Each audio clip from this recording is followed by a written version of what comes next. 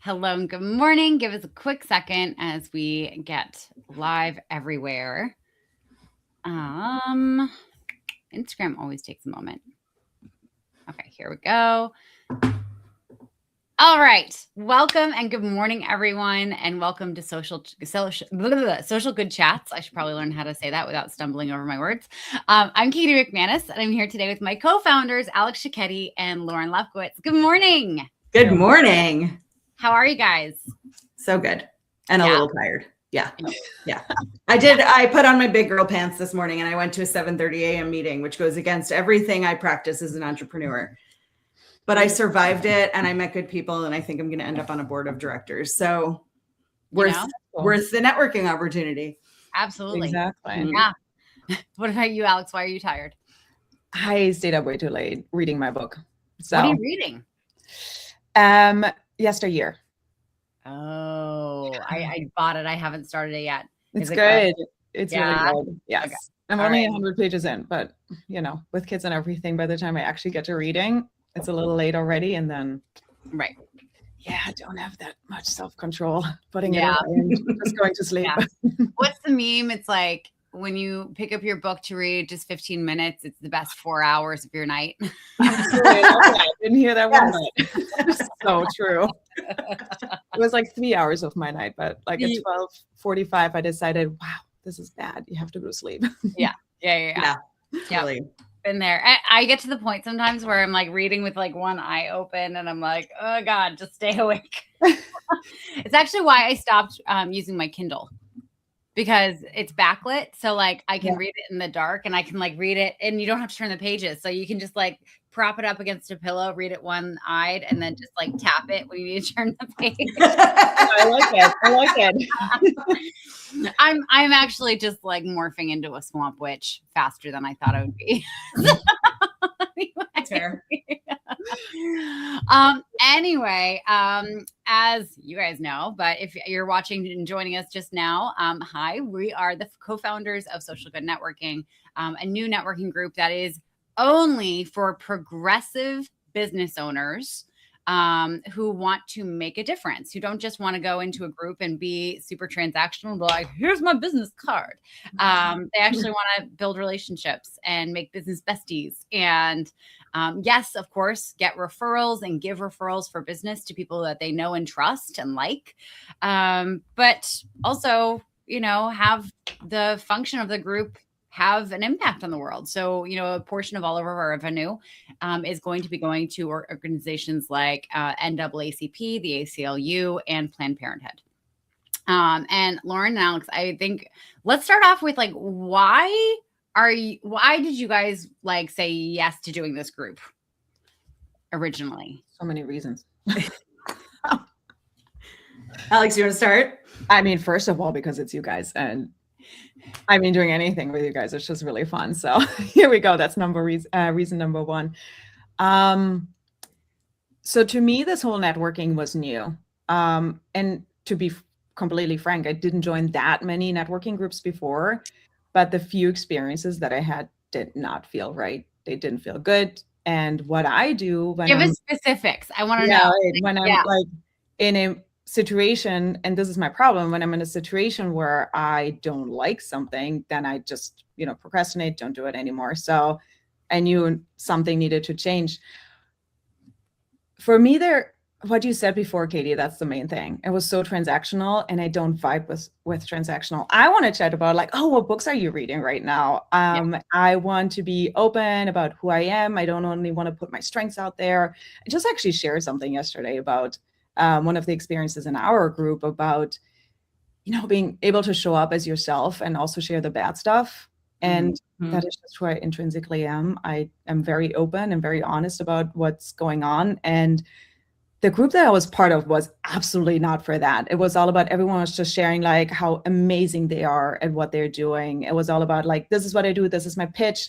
And this is, why you should absolutely work with me. So just to sum it up kind of, and that's just not me. That doesn't vibe with me. And this is not how I connect with other people to then wanting to get to know them and referring business to them. Or in my very specific case, I'm a fractional CMO, I always look for networking partners in the sense of like that they can bring them or business partners, they can bring them in projects for web design, website projects, social media, whatever, all of those kind of things.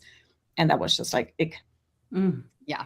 Well, and it's so funny. Like, I think the final straw for me with that group that we were in, I mean, there were a lot of final straws. It was an awful experience, was the fact that like they advertised that there was no limit on industries. Right. And Alex, I referred you in along with another marketer at the same time. The other marketer happened to be a man, someone who I adore and love. And they like threw a fit that I was introducing you into the group because they had too many marketers. But the same day that they threw a fit about that, they let him into the same group. I remember still being a little bit hurt about it. I'm still floored. It was so ugly. And it was just like it, that way of curating a group just seems so scarcity mindset based and also super fucking sexist. Let's be real. Yeah. Like, come on. Yeah. I tried to ignore that one because that one really did not feel good. And that wasn't a technical glitch type of thing where you're like, totally fine. Don't worry if something's not working on your whatever platform or something. It was like a very personal, like, nah, sorry, we don't really have room for you right now. Right. Yeah. Knowing about the other experience. And then they put you in a group whose weekly call was or bi-weekly or whatever, was at a time you couldn't attend. Right. Being a working parent here. Yes. Write it. Yeah. Bus stop, pickup time. Yep. So I never joined any of the calls. Yeah. Yeah. And I brought us into that group. You're welcome inside. But it led us here. So it's worth it. But I joined that group. I've joined a lot of networking groups, some of them free, some of them paid. I thrive on the Zoom box. I love it so much. I love in-person networking too, but like, I'm like tickled by the idea that we can meet anyone, anywhere across the whole world, be friends with them, be business partners with them, be accountability buddies with them. Like there's so much opportunity. Yeah. And a lot of these groups were transactional. As we said, the particular group we were in was sexist, I think when I counted the members, because of course I did, I think it was like 80+% of them were white men by profile picture. So I was making some assumptions. Yeah. And when they sent me the actual stats, it was 78%, I believe. Okay. Oh no. It's good to have the real numbers there. And very few people of color. I mostly was meeting elder white men, and there's nothing wrong with an elder white man unless he's a misogynist, and a lot of them were. Yeah. And I had been in another group where I was also paying to be in the group, and we were having just a sort of open discussion networking meeting. It was really great. And somebody asked about LinkedIn, which is not what I train on. I've been using LinkedIn for my business for years, but it's not what I do for a living. But I was happy to sort of share my ideas. People were asking questions. It was like a 20-minute conversation. And the founder of the group said, you know what would be so great? Would you be willing to do like a LinkedIn workshop for the group? And, do this kind of thing. And I was like, yeah, I can do profile reviews, make some suggestions, do a Q&A. Great. What do you think about 45 minutes? Awesome. For me, no prep for that. Right. Then he sends me an appointment for 2 hours. And then he asks me if we can get together to talk about the outline for the workshop. Wait, and I was like, whoa. Hold on. I am paying you over $100 a month to be in this group. I am paying you. If I'm doing a 2-hour workshop anywhere for anything, which typically wouldn't be LinkedIn, I would be charging a few $1,000s for it. Right. So you're asking me to pay you $100+ a month and prepare a 2-hour training for something I'm not actually that interested in training. Right. Yep. It was in the interest of the network, of the community, that I was willing to do a 45-minute sort of casual, interactive webinar, if you want to call it that. But I'm not sitting down and doing 4 hours of prep for a 2-hour workshop. Right. And his response to me was, you really have to give to get. I forgot about that part. That was awful. And I said, okay, I'm not going to be a member anymore. Yeah. Like, yeah, you do have to give to get. Our members are so giving and so helpful. And, you know, we were on one call, Alex, you talked about being a working mom. And another woman in the group said, you know, I've been a working mom and my kids are grown now, but if you ever need a place to just like vent or ask questions or whatever, it was the first time you two had met. Yeah. Right. And there's such warmth in our group and in the way each of us network individually that nobody's going to feel transactional. Right. And it is like the worst, ickiest, I want to take a shower feeling when I have these transactional interactions. Yeah. Yeah. Mm-hmm. Absolutely agree.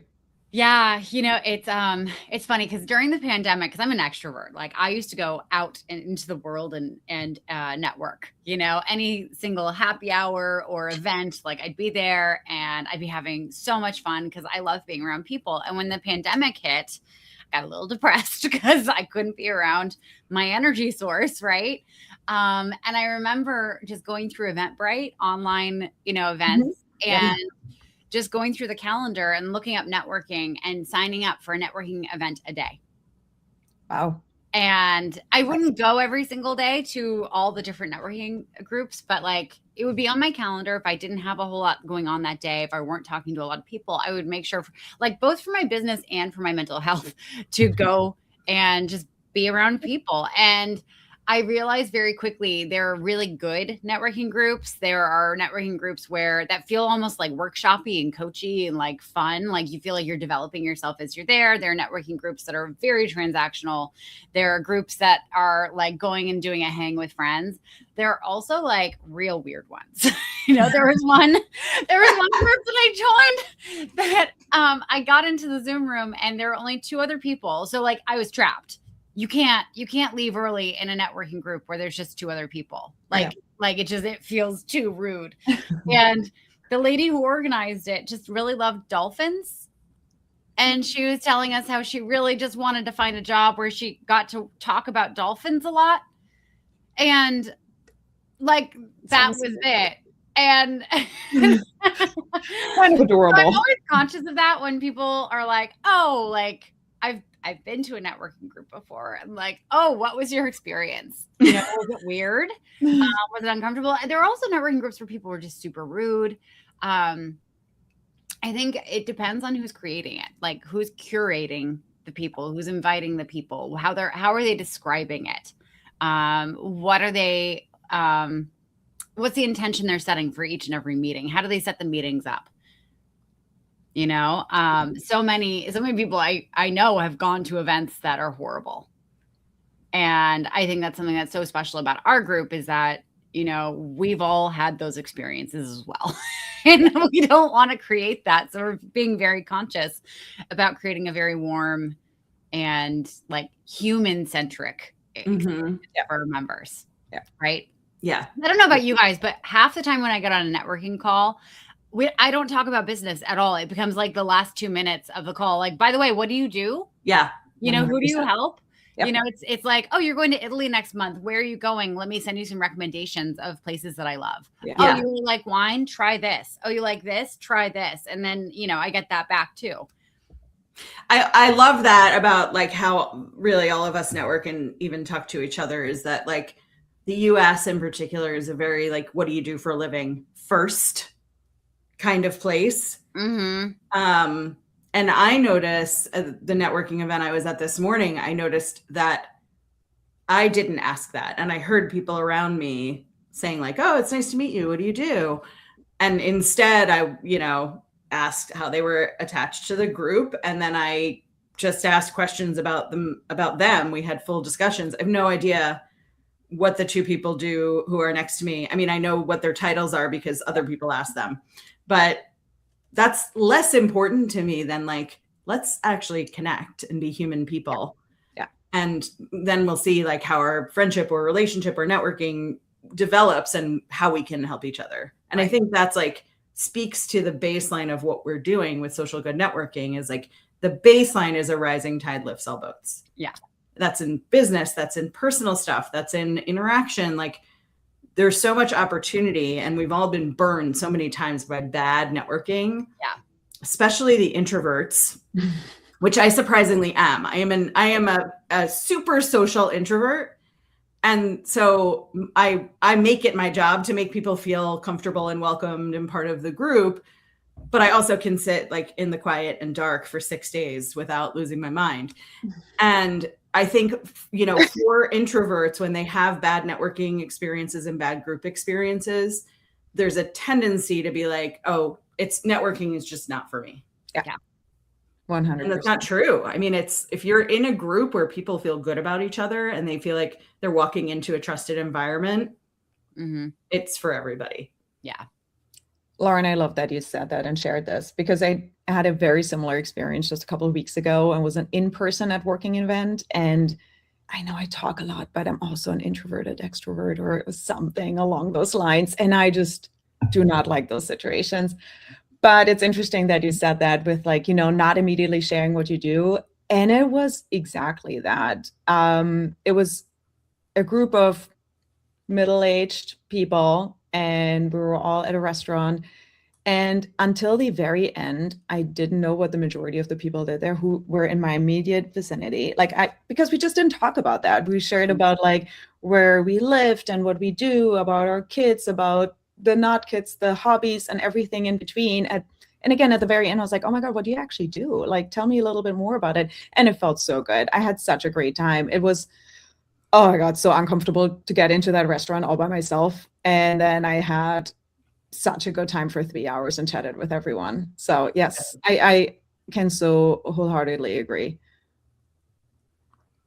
I'm curious, like, what's the best experience you've had networking? Like, who's the best friend you've made or the best business you've gotten?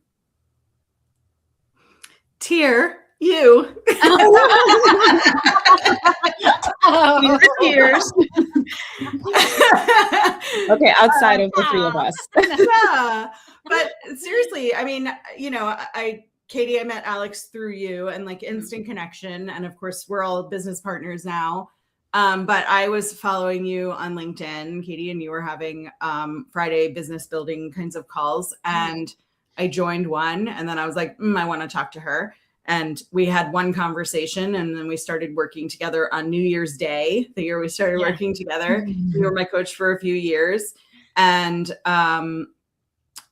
you've introduced me to people. I've introduced you to people. We're on a board together for the nonprofit that you run. And then we decided to do this. And you've been in my house. And you are the reason I moved to Lewis, Delaware. You invited me into your house. It's not like I just showed up and broke. Yeah, no. And you're not a vampire. So like you could have come in. Right. Yeah. Yeah. But you came on a trip with me to Lewis, Delaware, where I drove into town and I was like, I want to live here. And you said, well, why don't you? And this all came from me going beyond, oh, I want to follow Katie on LinkedIn. Right. Right. And so you've been a big part of my life unfolding in the last 5 years or so because I took that step and I went to an event you had. And then I thought like, there's a connection there. I want to know this person. Right. And we've had interactions in so many different ways. Right. And none of that would have happened if I were just sitting at my desk and avoiding the networking space. Right. Right. Mm-hmm. Well, and it's two ways, right? Like not just the fact that you're one of my closest friends, but also like you've referred so much business to me. Mm-hmm. You know, I've lost count of how many clients I've had who were an introduction from you, from, you know, the other, you know, things that you do in your life. And I'm so grateful for all of it. And also like what you just said, like you were following me on LinkedIn. Like for us to have met, I had to create the space, right? Like I had to create this like open kind of chat that anyone could join that was low pressure, right? Because I don't know that you would have come if it was just like one-on-one. You know, it might have taken a little bit longer for you to like, oh, maybe I will book a call with her. Mm-hmm, mm-hmm. But like, not everyone wants to do that. Not everyone wants to like become a content creator and then create a space that they have to run a call every time. And so that's, I think what makes networking groups that you can just join and like opt in for, and you don't have to be responsible for the room or what's going on there. I think that's what makes this such an amazing opportunity for people and their businesses, right? Like that room gets to become their Katie call, right? Yeah. Yeah. And I think that, you know, we haven't really talked about like what our rooms look and feel like. It's cool right now for the three of us to be the face of the company, right? We're building, we're welcoming new people in. Our founding members are helping us create what's next and how we continue to build. But it already feels like we're all connected. You know, we don't all really know each other that well, but we do some breakout rooms, we do some like main room stuff. And we had a group call yesterday, and we came in and like everybody's faces were like, I mean, we all had like weird mornings or days before or whatever it was. And so we started with an exercise that was just a 90-second complaint fest. And everybody got 90 seconds to go around the room and just complain, nothing good. And we released it and we took a deep breath, and then like we were ready to interact. And you don't really find that in a lot of places where people are very much like come as you are. Right. Yeah. Lee, hey. Big fan of Lee. Hi, Lee. Welcome. 100%. And I have such a easy time connecting with people when I know like, oh, they're also just human beings, right? If you get into this like transactional, this is what I do and this is why I'm so amazing at everything and anything, that's not how I connect. And this is not how the majority of people connect, I don't think. So if I immediately like, oh my God, thank you so much for like, I don't know, lowering your guard or something where I can, just feel me, see the other person for who they are. Yeah. It's just so much more fun. It's so much easier, to build those like true relationships. Well, and to your point, Alex, like when someone comes in and they're like, here are all my accomplishments and here's my skill set. And you're not connecting with a human being. Yeah, you're exactly. connecting with their resume. Yeah. Right. Which like, okay, like I don't have anything in common with your resume. Like I don't give a fuck. Like, do you like gardening? What do you garden? Tell me about the tomatoes that you grew last year. Were they delicious? Did you can a bunch? Yeah. You know, did the squirrels eat them? I don't know. Do squirrels eat tomatoes? I'm not sure. I think squirrels eat whatever you put out for birds. Right. Right. You can nibble at them so you can't use them anymore. Oh, great. But yeah, like, 100. And honestly, Lauren, yesterday because you were leading the call yesterday, when you said that, my shoulders went down. I was just like, oh, thank God. And I was like, yes, I'm going first. I have a lot of complaints. Like Festivus for me, you know? Yeah. Alex, what's your best experience with networking? Oh my God, I've been thinking about this and I feel like I've had so many recently, and I can't pick one. So I'm going to go with one. And this was a random one. This is from like a really just good networker who reached out to me on LinkedIn, and his outreach was so good. And I was like, you know what? I'm actually going to respond. And we barely talked about business at all. We talked about anything and everything. This particular person is in the UK, and you know, I'm from Germany, as you can probably tell by my accent. And it was just so good to talk about Europe and living there, and ask him about his experience because he's an immigrant to the UK. And oh my God, we just had a really good time, and we kept talking. And there were no expectations of like, oh, you want to work with me? Do I want to work with you? Are we going to refer to each other or anything? And now I feel like he's just like, you know, like a work connection buddy kind of type of thing. And it's fun. And I've honestly had a lot of those connections recently with people who, when they reach out to me on LinkedIn, whatever, email, and just show their normal human side. And it's not a sales pitch like, oh, hey, this is how I'm helping you optimize your process for like lead generation, or hey, can we help you like take over blah, blah, blah. Like, no.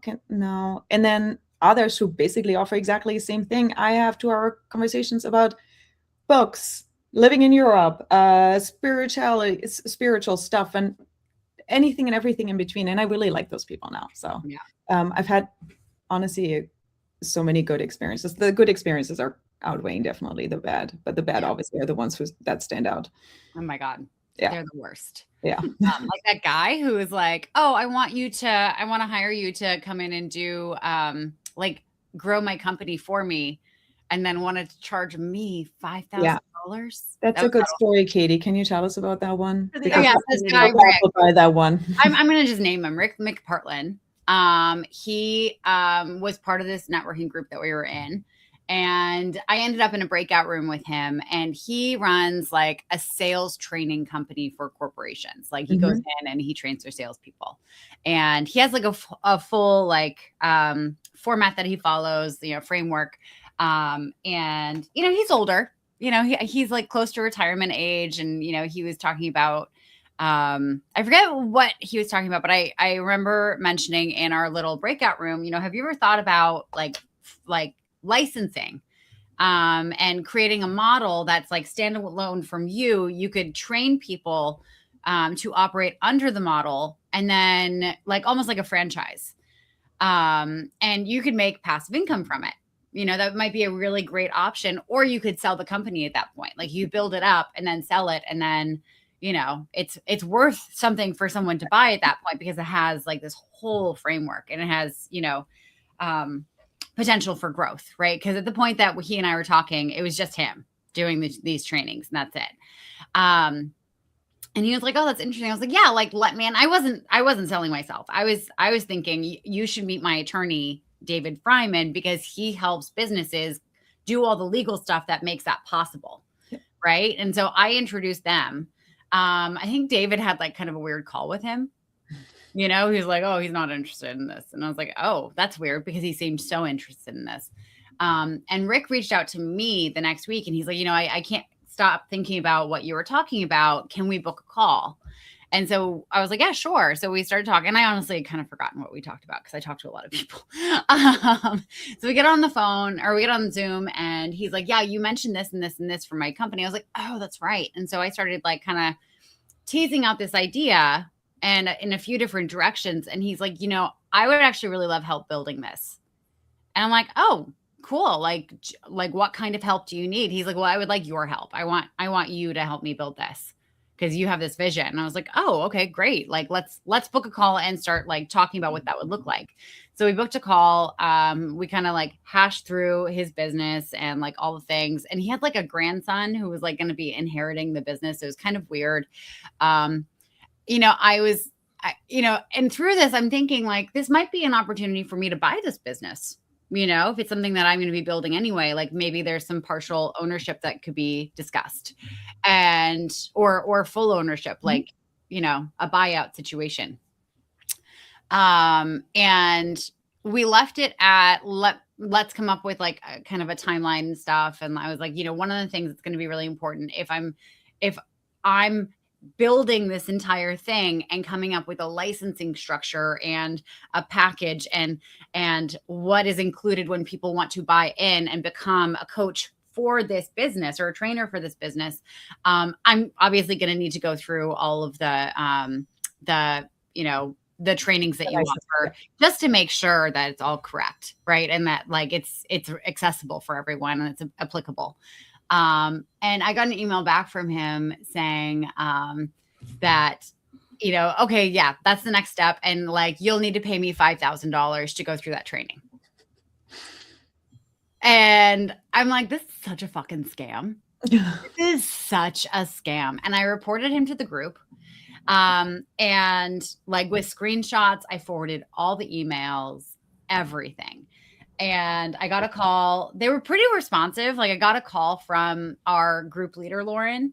And she was like, "Oh my God." Not your group leader, Lauren. Yes. No. From our group leader, who was not me.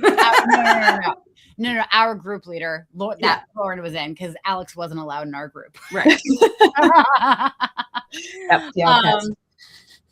And it was a really weird call, because she had called him without talking to me first and had touched base with him, and he played dumb. He was like, "Oh no, that's not what I meant." No. Like, "Oh, it must have been a misunderstanding." Of course he fucking did. And so, so she calls me. It's like, "Oh, he doesn't seem to understand." I'm like, "There's no fucking way he doesn't understand. He knows exactly what he was doing." Yeah. And we went through the whole thing, and she's like, "Okay, well, he's not gonna reach out to you anymore." That was it. He wasn't kicked out of the group. There was no repercussions for him. Yeah. Right. So the fact that that group had this person that they knew was trying to scam other members, and they're like, oh, well, he's just not going to talk to the people who tried to scam and failed at, you know? Yeah. Well, Which is such a typical response for a white male in any business Yeah. place, right? mhm. When I decided to leave the group, I felt a duty to come in from like an HR perspective, Right. because that's my background. And I gave them a lot of detail about why I was leaving. Mhm. And that was included, as well as the fact that every time I went into the big room, I was DMing the coordinator, Mikey, who was amazing. She's fabulous. I was DMing her, please don't put me in a room with Rob or Mike or Jim. And then someone else would pop in and I would say, or Bill. And she'd be like, got it. And it made me wonder how many women, how many people in marginalized communities, underrepresented communities had that same feeling. Right. I was brave enough to say, like, I'm not going into those rooms. Right. Well, and the fact but I that didn't have to. The fact that I walked into, right. the Zoom room and I had to look around and find my like offensive position. Right. Yeah. Right. Gross. No. Yeah. Well, and the fact that she got that message and didn't follow up with you, like, so what happened? Why don't you want to be in breakout rooms with these people? Right. So that tells me she gets that a lot. Right. And it's at the point where like, it's just standard operating procedure that everyone has a list of people they do not want to fucking talk to. Yeah. What? And one of those people, Katie, was the person who had a racist logo. Oh, I remember him. Yeah. Yeah. And I'll tell my story about him on another live, but Yeah. To have no code of conduct, to have no resolution procedure, to have no training for your people. Yeah. Mikey in particular is such a lovely woman, Mhm. probably pretty entry level. Mm-hmm. She's probably not trained to pass that stuff on. Or if she is passing it on, it's going into the ether because they don't seem to really address those things. Right. Right. Yeah. Yeah. Oh man. And I, one of the things obviously, like after we're telling these horror stories, like we're not going to let any of this shit fly in our group. Yeah. Yeah. It's not. I mean, my favorite thing about our setup is that you guys let me build a code of conduct, terms and conditions, a complaint resolution procedure. Like I'm here. Oh I'm my in God. it. Lauren, you're like, we to let you. You're like, can I build this? And I'm like, yeah. Like, I don't want to fucking touch that. Ew. No. Like, that's not my stuff. Go away. You handle. But we all want a place for people to go. Right. Like there was no place or person or, ask a question or anything like that. You just were like in this mix of nonsense. Yeah. And so I love for us that as people are coming in, they're seeing that. We're talking about it every several meetings that it's there. We don't want anybody to, be the perpetrator of bad vibes or bad behavior. Yeah. But we also don't want anybody to feel like I don't want to go to the meeting in case so-and-so is there. Right. Yeah. Right. Mm-hmm. Yeah. We even have it on our website. Yeah. Those beautiful documents that Lauren created and the procedures. On the we do really take it serious. Yes. Hmm? On the beautiful website that you created. Yes. But it shows how really seriously we take it. Like this is before you even become a member, please take a look at it. Like we really take that serious. So that's why it's out there in the open, ultra transparent. We take that stuff serious. And we have an expert on how to handle those kind of things, Lauren. I haven't done it before, but.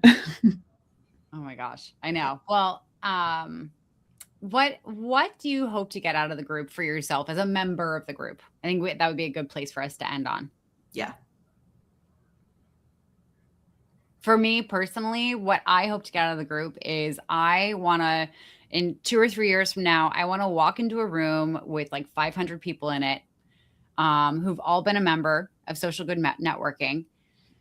And I want to be able to go from table to table to table and hear all the stories of the friendships that they've made, of the business that they've gotten, of the business they have given. And I want to be able to get up on stage with both of you and point to the graph of how much money we've given to causes that are protecting people's rights, that are fighting injustice, that are providing healthcare for women.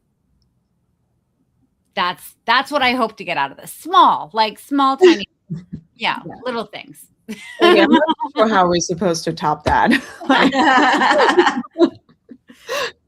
I feel like I have always been seeking a certain kind of community, and I've joined a bunch, and I haven't had all bad experiences. I have some great experiences, and where I live now, there's some like amazing in-person networking communities.